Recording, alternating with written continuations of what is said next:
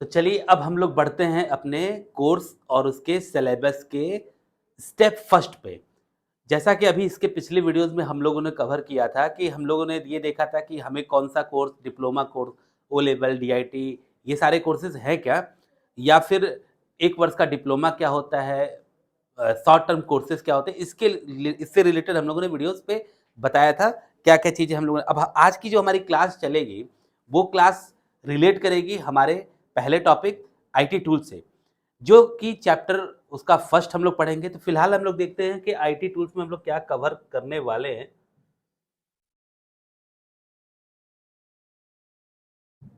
ये IT tools का है लेसन। देखिए, जैसे मैंने इसके पहले में भी बताया था, पहली क्लास में भी, कि लेसन 1 से लेके 9th लेसन हमको इस पूरे मॉड्यूल में पढ़ना है। मॉड्यूल फर्स्ट है ये बुक का। पहला चैप्टर हम लोग स्टार्ट कर रहे हैं, जिसका इंडेक्स एक लाइटली लेवल पे दिखाया गया था पिछली क्लास में, कि हम लोग इसमें कौन-कौन सा टॉपिक पढ़ने वाले हैं। आईटी गैजेट्स पढ़ेंगे, कंप्यूटर और उसका इंट्रोडक्शन देखेंगे। कंप्यूटर का जो टाइप्स है, कितने प्रकार के कंप्यूटर होते हैं, वो भी अलग-अलग तरीके से हैं, कैटेगराइज़ किया गया है, उसको हम लोग देखेंगे। फिर उसकी विशेषताएँ, उसके यूजेज़ क्या हैं, आईटी गैजेट्स क्या है, कंप्यूटर की जनरेशन, उसकी हिस्ट्री, उसकी स्टार्टअप कब हुआ, उसके बाद हार्डवेयर एंड सॉफ्टवेयर क्या होता है। बेसिकली इसको भी हम लोग रिलेट करेंगे कि हार्डवेयर और सॉफ्टवेयर होता क्या है। उसके बाद सेंट्रल प्रोसेसिंग यूनिट सीपीयू, जो कि एक इम्पॉर्टेंट पार्ट है। उसके बाद प्रोसेसिंग कितने प्रकार की होती है, प्रोसेसर की स्पीड कैसे मापी जाती है, कैच की मेमोरी क्या होती है। ठीक है, अभी चूंकि आपके लिए पहली क्लास है स्टार्टअप की, तो शायद ये सब टॉपिक आपको पहली बार सुनाई दे रहा हो, तो हो सकता है कि आपको लगे कि यार ये तो बहुत कॉम्प्लिकेटेड टॉपिक है, इससे पहले हमने कभी नहीं सुना। हमने पहले भी बता दिया है कि अगर आज हम लोग पहली क्लास स्टार्टअप कर रहे हैं, तो मैं ये मान के चल रहा हूँ कि आप एक बिगिनर हो, स्टार्टअप हो, जिसने कभी कंप्यूटर अभी तक यूज़ नहीं किया हुआ है।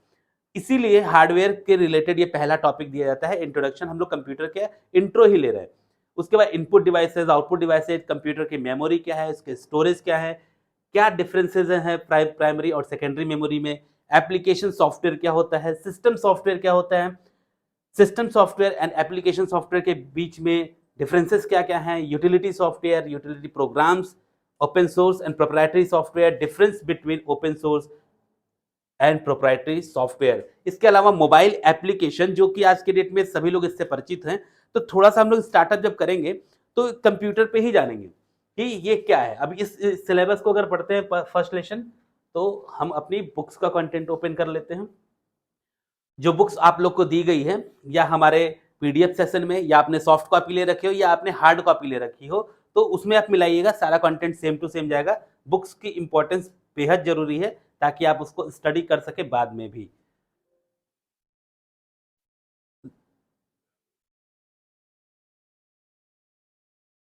तो लीजिए, ये पीडीएफ का पहला chapter, introduction to computer, computer का परिचय स्टार्ट हो गया है, जिसमें आपने डेफिनेशन देखा है कि आपने क्या लिखा हुआ है डेफिनेशन में। The word computer comes from the word compute, which means to calculate. Thereby, a computer is an electronic device that can perform arithmetic operation at high speed. A computer is also called a data processor because it can store, process, and retrieve the data whenever desired. The activity of processing data the using a computer is called data processing. ठीक है, ये एक general definition है। अगर हम बात करें आपके हिसाब से कि अब तक आपने कंप्यूटर बहुत यूज किया है, कंप्यूटर क्या है, कंप्यूटर की डेफिनेशन क्या हो सकती है? तो जनरली आपके दिमाग में ये चीज आएगी कि computer is an electronic device. True, computer एक इलेक्ट्रॉनिक डिवाइस है। बट क्या हर इलेक्ट्रॉनिक डिवाइस कंप्यूटर है? मतलब इसका वाइस वर्सा सेम है? नहीं है, क्योंकि हर एक कंप्यूटर डिवाइस जो इलेक्ट्रॉनिक तो हो सकती है, लेकिन हर इलेक्ट्रॉनिक डिवाइस कंप्यूटर नहीं हो सकती है। क्या खास विशेषताएं हैं कंप्यूटर की जो हमारे डेफिनेशन को कंप्लीट करती हैं? तो कभी भी ये जो डेफिनेशन दी जाती है कि कंप्यूटर एक इलेक्ट्रॉनिक डिवाइस है, तो ये डेफिनेशन कंप्लीट नहीं होती है। इसीलिए कंप्यूटर की डेफिनेशन को कंप्लीट करने के लिए आपको 4 वर्ड जरूरी हैं, जो 4 की स्किल्ड हैं, कि क्या ऐसी विशेषता है कंप्यूटर की जिसकी वजह से ये अनदर इलेक्ट्रॉनिक डिवाइस से बेहतर है। क्योंकि इलेक्ट्रॉनिक डिवाइस तुम आज के डेट में बहुत सारी हैं, जैसे पंखा, कूलर, रेफ्रिजरेटर, वॉशिंग मशीन, सारी चीज़ तो इलेक्ट्रॉनिक डिवाइस है, लेकिन वो कंप्यूटर्स नहीं है। कंप्यूटर में क्या ऐसी खासियत बात है? तो एक आप जैसे एक फिगर में एक कंटेंट देखेंगे, computer is an electronic device which, अब इसकी डेफिनेशन को कंप्लीट करने के लिए 4 step. Accept input, process data, third step store the data and produce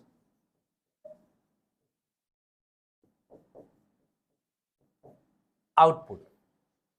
मतलब कंप्यूटर एक ऐसी इलेक्ट्रॉनिक डिवाइस है जो इनपुट को एक्सेप्ट करती है। तो बहुत सारी इलेक्ट्रॉनिक डिवाइसेस इनपुट को एक्सेप्ट करती है, ठीक, डेटा को प्रोसेस करती है, ठीक, इसमें भी काफी इलेक्ट्रॉनिक डिवाइस है जो प्रोसेसिंग की वर्क को करती है, ठीक, लेकिन स्टोरेज और ये चीज, ये जो इसका ऑप्शन है स्टोर द डेटा, ये इसका सबसे मेन पार्ट है जो हर डिवाइस है, हर इलेक्ट्रॉनिक डिवाइस नहीं करती है। मतलब कि अगर आपने आपके घर में अगर रेफ्रिजरेटर है, आपने उसको ऑन किया, ठीक है, तो उसमें क्या हुआ, उसको सबसे पहले इनपुट लेगा, एसी या डीसी करंट को इनपुट लेगा, उसको प्रोसेस करेगा, मतलब पहले बिजली को कंट्रोल करेगा।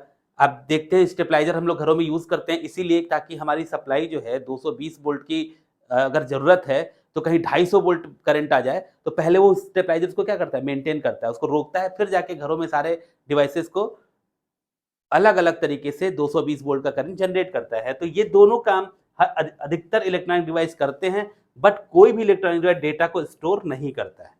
यही डेफिनेशन को डिफरेंट बनाती है, यही आपके कंप्यूटर्स की डेफिनेशन को डिफरेंट करती है और आपके कंप्यूटर को अनदर इलेक्ट्रॉनिक पार्ट से अलग बनाती है। क्या है? तो कंप्यूटर एक ऐसी इलेक्ट्रॉनिक डिवाइस है जो इनपुट को एक्सेप्ट करती है, डेटा को प्रोसेस करती है, उसके बाद स्टोर करती है, तब जाके आपको आउटपुट प्रोड्यूस करती है। ठीक है, अब इसको थोड़ा सा हम लोग डायग्राम से समझते हैं, इस 4 स्टेप को। डायग्राम क्या है? ये इसका ब्लॉक डायग्राम, यहां पे हम कर देते हैं इनपुट, यहां पे करते हैं आउटपुट, ये इसका है मेमोरी का पार्ट जिसमें 3 फंक्शन वर्क करते हैं, CU, ALU, MU, memory unit, और ये ऑप्शन है प्रोसेसिंग का। ये पूरा क्या है?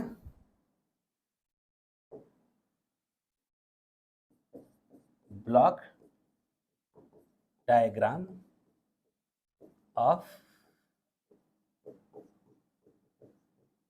कंप्यूटर। ये एक ब्लॉक डायग्राम है कंप्यूटर का जिसको हम लोग समझते हैं कि इनपुट क्या होता है। तो इनपुट का मतलब, जैसे आपको किसी भी पर्सन को एक मैसेज भेजना है, मान लीजिए ये पर्सन ए है, ये पर्सन बी है, इस पर्सन ए ने एक हेलो का मैसेज भेजा या एक फोटो भेज दी, एक कोई भी फोटो अटैच किया और व्हाट्सएप के जरिए बी को भेजा, ठीक, तो क्या होता है, सबसे पहले आप क्या करेंगे, फोटो को अपने कैमरे से इनपुट करेंगे, फोटो क्लिक करेंगे, जैसे कि जैसे मान लीजिए मेरे हाथ में एक मोबाइल है और मुझे इसका डायग्राम किसी को भेजना है, तो सबसे पहले हम अपने मोबाइल का क्या करेंगे, कैमरा ऑन करेंगे, ऑन किया तो मतलब इसकी फोटो को हम क्लिक किए, यानी ये हमने क्या किया, इनपुट किया इस मोबाइल में, फोटो को मैंने क्लिक किया तो ये फोटो में पिक्चर क्लियर हो गई, ये अभी फोटो इसमें इनपुट हो चुकी है। अब अगला स्टेप, मुझे इस फोटो को किसी पर्सन को भेजना है, तो मैं यहां से ऑप्शन कौन सा प्रेस करूंगा, शेयर का। शेयर का प्रेस करते ही ये किस माध्यम से भेजना है, मेल के माध्यम से भेजना है, कई सारे ऑप्शन ओपन होंगे। ऑप्शन ओपन होने के बाद अगर मान लीजिए मुझे व्हाट्सएप पे सेंड करना है इसको, तो मैंने व्हाट्सएप बटन चूज किया, तो पहले क्या हो रहा है, ये घूम रहा है, राउंड हो रहा है।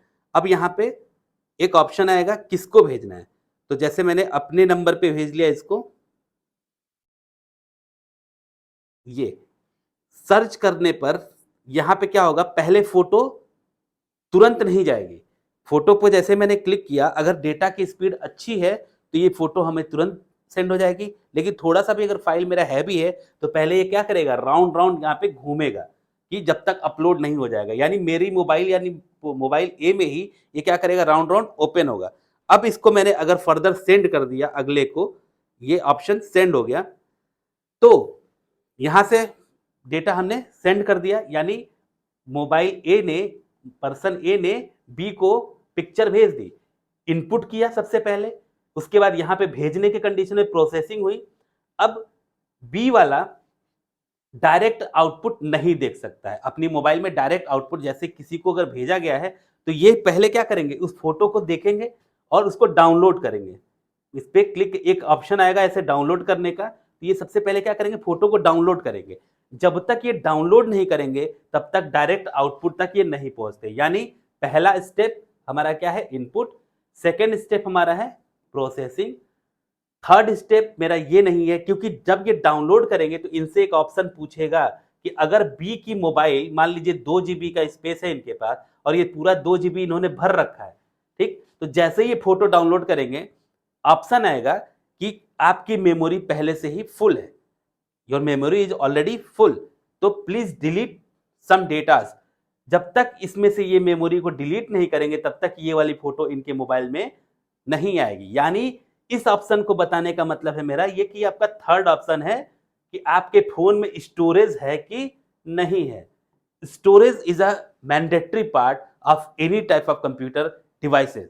तो कंप्यूटर किस चीज से चलता है, स्टोरेज से। कंप्यूटर का सबसे बड़ा पार्ट क्या है, क्योंकि वो डेटा को स्टोर करता है, इसीलिए कंप्यूटर अनदर डिवाइसेस से डिफरेंट है। तो यानी फर्स्ट स्टेप में कंप्यूटर ने क्या किया, इनपुट किया, सेकेंड में प्रोसेसिंग की, थर्ड में हमारा ये मेमोरी का फंक्शन आया, मेमोरी में डेटा को स्टोर किया। अगर डेटा स्टोर हो जाता है, सामने वाले बी के मोबाइल में स्टोरेज है, स्टोर हो गया डेटा, तो तब जाके आउटपुट देता है। लेकिन डेटा स्टोर करने से पहले इसमें मैंने 3 फंक्शन लिखा है, CU, ALU और MU। जब मेमोरी को में डेटा स्टोर होगा तो मेमोरी के साथ में 3 और फंक्शन काम करते हैं। एक होता है कंट्रोल यूनिट, दूसरा है अरिथमेटिक एंड लॉजिकल यूनिट, तीसरा मेमोरी यूनिट। होता क्या है ये CU, ALU एंड MU, क्या है ये, तो जरा सा इसको हम लोग देख लेते हैं इसके साथ भी। तो ALU जिसका पूरा नाम है arithmetic and logical unit,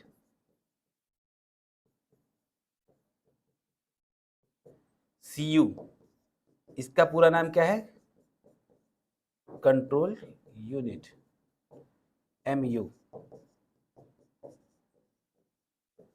memory unit. ये 3 के फंक्शन बेहद जरूरी, मतलब आपको लगता है कि पता नहीं चलता है, अगर नेट की स्पीड आपकी स्लो हो तब आपको ये सारे फंक्शन ध्यान में आएंगे कि होता क्या है हमारे साथ। और इसका एग्जांपल मैं आपको मोबाइल लेके इसलिए समझा रहा हूं क्योंकि मोबाइल आज के डेट में कॉमन डिवाइस है। मोबाइल हर बच्चे के हाथ में, अगर आप हमारी क्लासेस भी देख रहे हैं या कोई भी चीज पर्सन, मोबाइल एक कॉमन तरीके से हर फैमिली का मेंबर बन चुका है।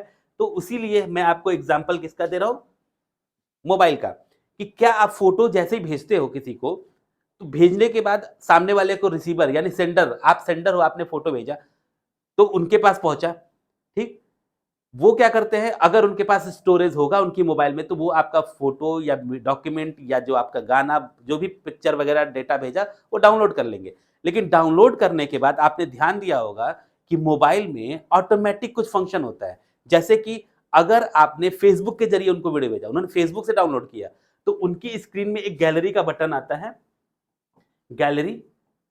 गैलरी में क्या होता है, ऑटोमेटिक कैटेगराइज होता है हर चीज। क्या होता है, जैसे व्हाट्सएप वाली इमेज व्हाट्सएप पे चली जाएगी, ठीक, उसके बाद फोटो अलग हो जाएगा, वीडियोस अलग फोल्डर में हो जाते हैं। ये एक फीचर्स होता है जो ऑटोमेटिक हो जाता है। बट ये ऑटोमेटिक किसकी वजह से होता है, अब आप सोचेंगे कि मेमोरी की मैं बात कर रहा हूं तो यहाँ पे ALU का मतलब क्या है, नाम तो इसका क्लियर है, अरिथमेटिक एंड लॉजिकल यूनिट। यानी सभी तरह की मैथमेटिकल फंक्शन जितना भी होगा कंप्यूटर में वो कौन करेगा, ALU ही करेगा। तो क्या मैथमेटिकल फंक्शन से क्या मतलब है आपका, मैथमेटिकल फंक्शन अगर बात करूं तो क्या आपको ये लग रहा है कि सिर्फ मैथमेटिक्स मतलब जोड़ घटाना गुणा भाग, यानी जब आप कैलकुलेशन करेंगे तभी एएलयू काम करेगा? तो नहीं, ऐसा नहीं है। कि कंप्यूटर का एक फंडा है कि कंप्यूटर क्या करता है, हम एएलयू की बात करते हैं, कंप्यूटर हमेशा एक ही लैंग्वेज समझता है, वो है 0 और 1, जिसको हम बोलते हैं बाइनरी नंबर सिस्टम। इसको क्या बोलते हैं? Binary number system. तो आप कंप्यूटर में कुछ भी टाइप करते हैं या आप मोबाइल में कुछ भी डेटा भेजते हैं, तो फॉर्मेट वो क्या एएलयू का काम क्या होता है, उसको मैथमेटिकल फंक्शन में कन्वर्ट करना। यानी जैसे आपने लिखा यहां पे, किसी को मैसेज भेजा और आपने टाइप किया हेलो, HELLO। जैसे ही मोबाइल ए ने मोबाइल बी को हेलो का मैसेज भेजा और इनको यहां पहुंचने वाला है, तो बीच में पहले सबसे पहले कौन काम करता है? एएलयू। यानी आपको ये पता है कि कंप्यूटर जो है, ये कंप्यूटर जो है, ये सिर्फ 0101 इसी के नंबर, वो उसको हेलो का मतलब कुछ नहीं पता है कि हेलो क्या है, तो वो सिर्फ 100101 इसी फॉर्मेट में उसको चाहिए, तब जाके वो समझेगा कि हाँ आपने मुझे हेलो भेजा है। तो एएलयू इसी कार्य को करता है, यानी किसी भी टेक्स्ट को बाइनरी लैंग्वेज में कन्वर्ट करने का काम एएलयू ही करता है। ठीक, अब कैसे कन्वर्जन होता है, इसके लिए भी हम लोग जब चैप्टर आगे बढ़ेंगे तो हमारे पास नंबर सिस्टम का टॉपिक आएगा। इसमें हम लोग बताएंगे कि कैसे किसी भी नंबर को आप बाइनरी में कन्वर्ट करेंगे। तो आप बेसिकली इतना समझिए कि एएलयू का काम सिर्फ मैथमेटिकल, नाम तो है इसका arithmetic and logical unit, but इसका काम सिर्फ इतना नहीं होता है कि आप जोड़ घटाना गुणा भाग करेंगे तभी ये काम करेगा, नहीं। इसका काम ये होता है कि जब भी आप कोई मैसेज लिखेंगे तो इसका ये कन्वर्ट करेगा इसको बाइनरी नंबर सिस्टम में, और बाइनरी ही कंप्यूटर समझता है, दूसरी कोई लैंग्वेज कंप्यूटर नहीं समझता है। इसीलिए एएलयू का काम जरूरी है और ये मेमोरी का सबसे पहला फंक्शन मांगा जाता है। फिर दूसरा काम कौन करता है? सीयू। दूसरा फंक्शन क्या आता है? CU, control unit. Control unit का काम क्या होता है?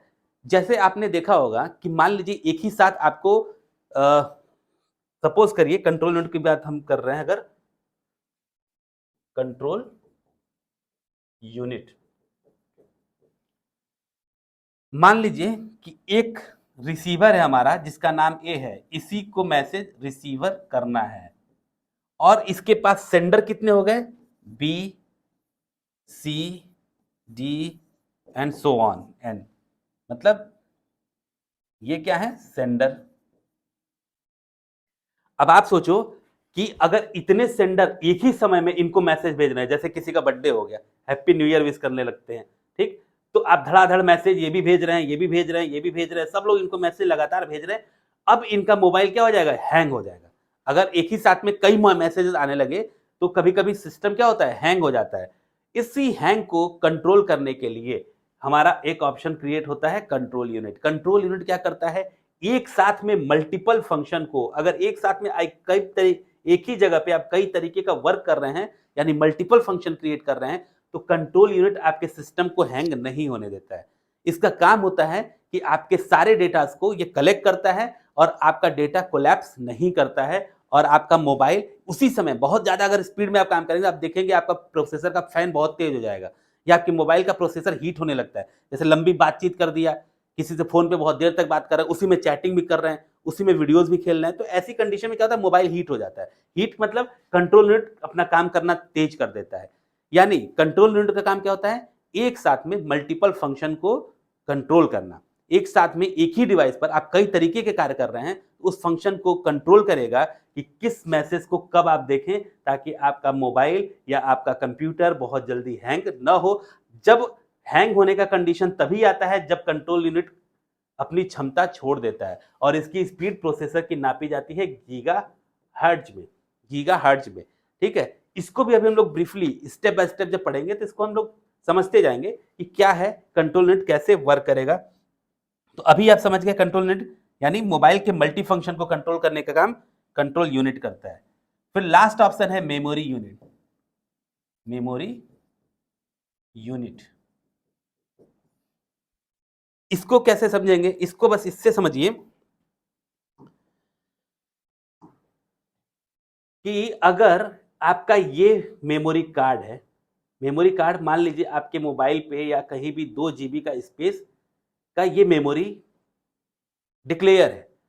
मेमोरी यूनिट का काम क्या होता है? जैसे अभी आप देखते हैं ना कि आपका फ़ोन जो है, आपका मैसेज स्क्रीनशॉट वाला अलग फ़ोल्डर में जा रहा है, इमेजेस अलग फ़ोल्डर में जा रहे हैं, फ़ोटोज़ अलग फ़ोल्डर में जा रहे हैं। तो ये क्या करता है?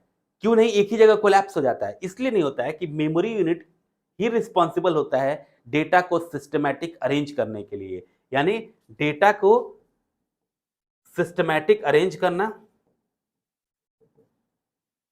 और अलोकेशन, फाइल को लोकेशन बताना कि किस लोकेशन पे आपकी फाइल जाके सेव होने वाली है। अब मान लीजिए 2 जीबी का मेमोरी कार्ड है जिसको ऑटोमेटिक कितने भागों में मेमोरी यूनिट ने तोड़ दिया? 4 भागों में। सपोज 4 भागों में इसने तोड़ दिया, फर्स्ट, सेकंड, थर्ड और फोर्थ। अगर आप अब इसका नाम इसने इसको बना दिया कि मैं इसमें व्हाट्सएप डेटा स्टोर करूंगा, इसमें मैं एफबी का डेटा स्टोर करूंगा, इसमें मैं फोटोज स्टोर करूंगा, इसमें मैं वीडियो स्टोर करूंगा। इसने अपने मन से क्या किया? फोल्डर डिवाइड कर दिया। अब जैसे किसी को वीडियो भेजा, तो वीडियो यहां जब तक ये फुल नहीं होगा तब तक ये वीडियोस वाले फोल्डर में जाएगा, ना कि इसकी मेमोरी में जाएगा। ठीक है? यानी लोकेशन मेमोरी यूनिट ने कैटेगराइज कर रखा है कि जब आप वीडियो भेज रहे हो तो आप फोटो वाले कंडीशन में नहीं जाएंगे। ठीक है? इसी तरह फोटोज का कंडीशन है कि अगर आप फोटोज भेज रहे हो तो आप फोटोज की कैटेगरी में जाएंगे। ये लोकेशन तय करने का, एफबी का है तो एफबी वाले में, व्हाट्सएप का है तो व्हाट्सएप में जाएगा। ये कैटेगराइज कर रहा है और लोकेशन बता रहा है कौन? Memory unit. तो memory unit is responsible for to locate the memory of data. जिस डेटा का आप भेज रहे हैं, सामने वाले रिसीवर या सेंडर भेज रहा है, या सेंडर भी अपने मोबाइल को कैटेगराइज कर रहा है, तो कैटेगराइज करने का काम कौन कर रहा है? Memory unit. तो ये 3 टॉपिक हुआ हमारा कि कंप्यूटर इतना काम होता है। आप समझो कि एक मेमोरी जिसका ब्लॉक डायग्राम मैंने एक बना दिया था नॉर्मल, कि इसमें सीयू है, एएलयू है और उसके बाद क्या है? Memory unit. तो 3 चीजें फंक्शन होने के बाद जाके कोई यूजर क्या देख पाता है? आउटपुट देख पाता है। आउटपुट सबसे हमारा लास्ट पोजीशन है, 4th स्टेप। और ये चीज आपको समझ में आएगी तब जब आपके मोबाइल की स्पीड हो जाती है स्लो। आपके इंटरनेट की स्पीड अगर स्लो हो जाती है, इंटरनेट की स्पीड स्लो होते ही आपको ये सारा प्रोसेस समझ में आने लगेगा कि सबसे पहले क्या काम कर रहा है। हम इनपुट करेंगे, उसके बाद प्रोसेसिंग करेंगे, प्रोसेसिंग के बाद डेटा कहाँ जाएगा? मेमोरी में जाएगा। मेमोरी में 3 फंक्शन होते हैं, सीयू, एएलयू और एमयू। तीनों फंक्शन पहले अपना काम करेंगे। जब उनका काम कंप्लीट हो जाता है, और काम क्या-क्या है? जो एएलयू है उसका काम है कि वो किसी भी डेटा को बाइनरी में कन्वर्ट करेगा। उसके बाद जो आपका कंट्रोल यूनिट है वो मल्टी फंक्शंस को कंट्रोल करेगा। एक साथ में कई कार्य कर रहे हैं आप, तो उसको कंट्रोल करने का काम करेगा। और जो लास्ट आपका मेमोरी यूनिट है वो आपको डिसाइड करेगा कि कौन सी लोकेशन में, कौन सी एड्रेस पे आपका डेटा जाना है। ठीक है? तो ये सारे फंक्शन होने के बाद आउटपुट में जो आपका रिसीवर बैठा रहता है वो उसको क्या करेगा? क्लिक करेगा और तब जाकर उसको फोटोज मिलेगी। तो क्या ये चीज समझ में आती है कितना फंक्शन होता है एक कंप्यूटर में? इसीलिए कंप्यूटर अनदर इलेक्ट्रॉनिक डिवाइस से डिफरेंट है, क्योंकि वो तर्क की पूरी शक्ति रखता है और इतनी प्रोसेसिंग करता है, तब जाके एक डेटा किसी दूसरे मोबाइल पर ट्रांसफर होता है या एक कंप्यूटर से दूसरे कंप्यूटर पर ट्रांसफर होता है।